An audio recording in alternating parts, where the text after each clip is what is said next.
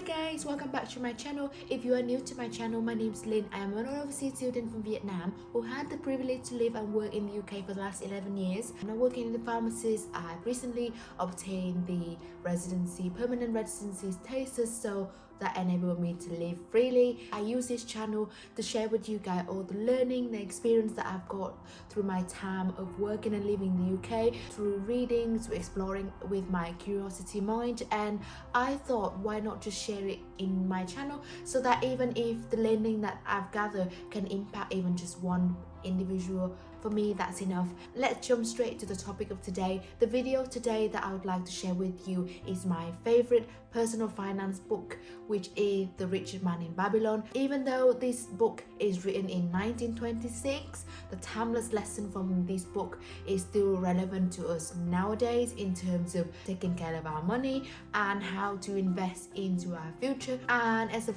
individual who strongly advocate personal finance, I think the lesson that I've gathered from this book had actually have a really big impact in obtaining my financial freedom. And I hope these 7 lessons that I've shared will be beneficial to you too. So the book is written in a story of Babylon, and by that time the book written, Babylon is the wealthiest country in the world, and Clarkson, who the author of the book, thinks from his observation, the reason why the citizen of this country was so wealthy is due to the attitude that they have in the way they manage their money, their own personal finance. As I was reading through the book, I applied it into my own individual circumstances. And why do I was chasing to the next promotion, the next paycheck, to get the bigger salary that I've got. But as I get bigger, my lifestyle just got worse, and I was still living paycheck to paycheck. It doesn't matter. I was still broke when I was earning band 6 pharmacist salary, and move on to band 7 salary, then get to the manager position as band 8A. I was still living paycheck to paycheck. And I remember looking at the calendar, counting toward the day 28th of the month or day 26th of the month until I get paid, and then I had to actually wait until the midnight before just to see how much I get paid, just to see how much I've got at the end of it. And 2 weeks after payday, I was living luxurious, thinking that actually I just got paid that much, and then it all wiped out. By the end of 2 weeks, after spending all of my salary, I jumped onto the credit card, knowing that this is my balance, and I was using it, and I end up with 0 balance and waiting and working my way off, waiting for the next paycheck next month. I got really fed up of that lifestyle. I got really mad at myself for not being able to save anything. I didn't contribute toward my future, and having COVID had given me a wake-up call, and knowing that lifestyle living is not sustainable, and I was spending my money recklessly, thinking that actually I can just go to work the next month and earn the same thing. So from reading through this book, I have gathered 7 lessons, and I've applied the lesson from the book into my life, and I hope you find those lessons useful too. So the most important lesson that I would like to mention is lesson number 1, which is pay yourself first, in which Clarkson recommended us to save 10% of our income into our future. So if you have not watched my previous video when I was talking about pension contribution, please visit that, when I explain further into the percentage of my gross income that I pay for my future to pay myself before all of the expenses are coming out, and that is 10% when I was working as a full-time pharmacist, and right now I am working as a Locum pharmacist. I'm trying to implement the same way of saving 10% of my monthly income into my SIP, which is the self-invested personal pension. Lesson number 2 is control the expenses, implementing a strict budget into the amount of money that we allow to spend, and recognizing that having a weakness of being a rush spender, I am not in charge of our expenses. Tristan is also much better at keeping us strictly to follow our budget. Knowing that that's my weakness, that I am rush spender, I eliminate the option for me to spend money online by deleting all of the accounts that stop me from overspending. We also keep track of all our input and output into monthly, and we recap it every single month to make sure that we are not overspending certain things. Instead of carrying my card with me everywhere I go, I leave my card at home. I remove Apple Pay into my phone, and I just carry emergency fund, £20 in my purse, and only use that in emergency circumstances only. In whatever spending that I have, I'm always trying to justify whether is it what I want or is it what I need. And again, one of the quotes that really valuable from the book is that what each of us call our necessary expenses will always grow to equal our incomes. That coincides with the lifestyle inflation that we have. We manage to earn more, our expenses were also expanded, and we managed to buy a bigger house, to have a fancier car, to have the latest device that we can sign up to using 0% finance. So we just sign ourselves up to spending the money that we don't have currently, but the money that we need in the future. And again, it's going back to the consumerism world that we are living in. People always want to have the best of everything, and because they can show it off on their social media and they want to look rich. I guess it's measure the wealthy of the person based on the car that they drive, the designer handbags that they wear.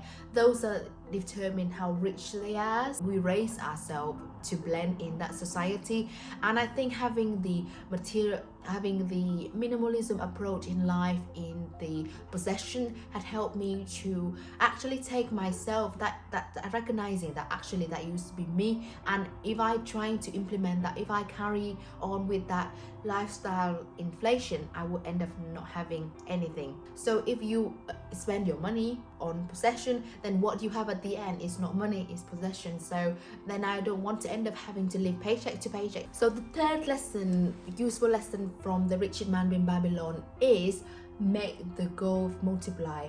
By putting the money to work and have his interest and its profit multiply, and embrace the power of compound interest. One of the interesting quotes from the book that I'd like to mention is that a man's wealth is not in the coins he carry in his purse, it is the income he build, the golden stream that continually flows into his purse and keep it away budging. That is when I start expanding and developing my knowledge in terms of investing and personal finance, and recognizing that actually we shouldn't just relying on one single income. If we manage to save a single amount every single month, and if that money we can invest it wisely, and it will give us the interest. If the interest from the saving, the investing that we had can multiply it even further, and because we are in our 20s and 30s, we have a lifetime ahead of us for the compound effect to take over,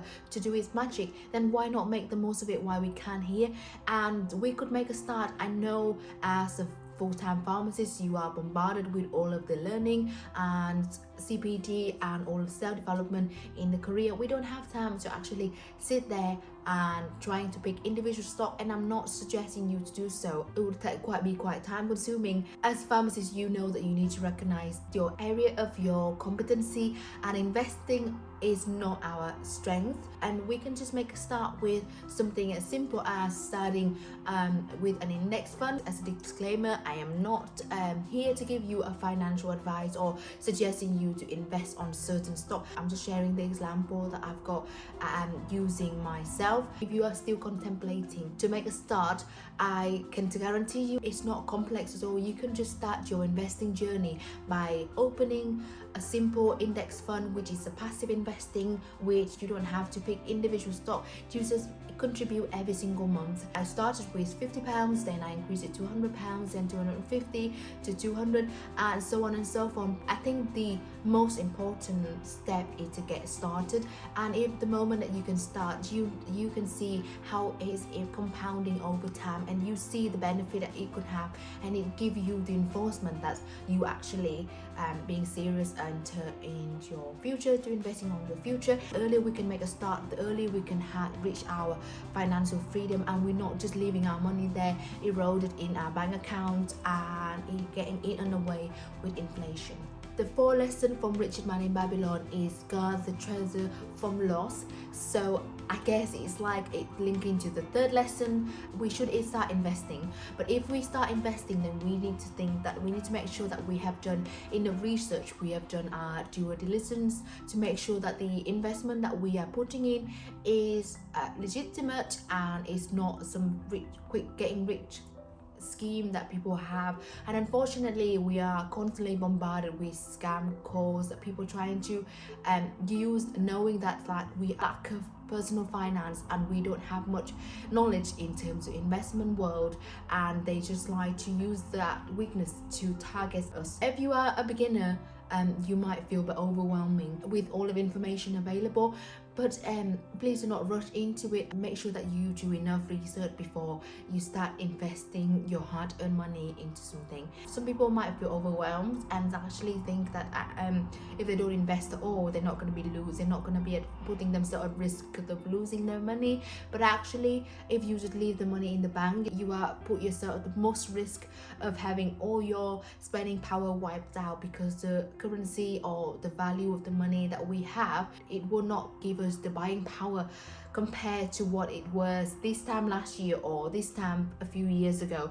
Never mind. So if we want to invest in our future for our retirement age when we reach 50 and 60, and that is 20 to 30 years later, the £100 that you have in your bank account will not be the same with how it is today. Lesson number 5 from the Richest Man in Babylon is make the dwelling your investment, which translates as trying to own your own home instead of renting. I've talked about whether renting or owning in one of my videos. I can put the link on the description below. Actually, we are at the beginning stage of paying back our mortgage, but we're always trying to the overpayment every single year. That's allowed us to actually own a house as quick as that we can, so we're not just relying on our mortgage, but having the option to make a start of owning your own home. Actually, one of the ways to diversify your investment portfolio. Lesson number 6 from the Richest Man in Babylon is secure a future income, so which going hand really nicely with putting money into our investment, putting money into our pension, because we just don't know what might happen down the line. And I am an optimist person, but I also work in healthcare, and I know that certain condition can happen really quickly with somebody that have no comorbidity. Finger crossed that it doesn't happen, but you should never know, and that's why we have all the insurance that readily available for us. Before I was working as a full-time pharmacist, I have all of the employees benefit. So if I fall off sick, I can get sick pay. If I decided to take a year as maternity, I can also get a proportion of my income paid for the time that I'm not working. But now if I'm working as a self-employed pharmacist, then I need to take that into consideration, and I start doing that by paying toward my pension as well, and by increasing my saving, and by starting on my emergency fund, having all that funds readily available for me, and setting up my income protection insurance as well, just in case I don't have a shift that books for me, or a certain thing that happened that I'm no longer fit to work, then my income is protected, basic needs for my household is met. So that sort of things that we should really take into consideration as responsible adult. And I know it might sound boring, but actually it's also really fundamental for us to actually just start thinking about it as early as possible. Even though the book is written in 1926, the same principles still apply to us right now in 2022. And the final lesson from the book from the Richest Man in Babylon is increase your ability to learn.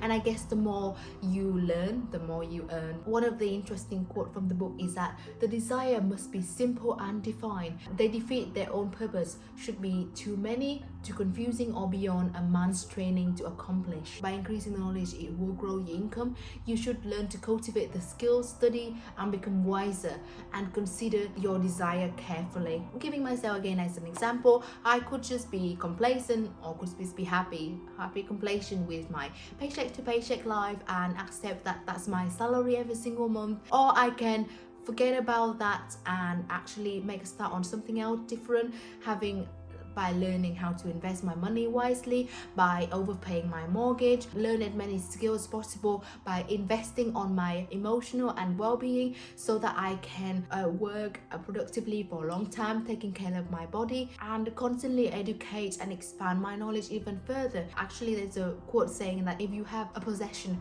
people can take it away from you. If you invest that into your knowledge, no one can take it away from you. And I think that's why self-development is something that I am really passionate about, and I know that because it's helping me to expand even further, and it's helped me to look at a bigger picture, to keep learning and keep sharing, and also to use this channel to share the learning that I've got.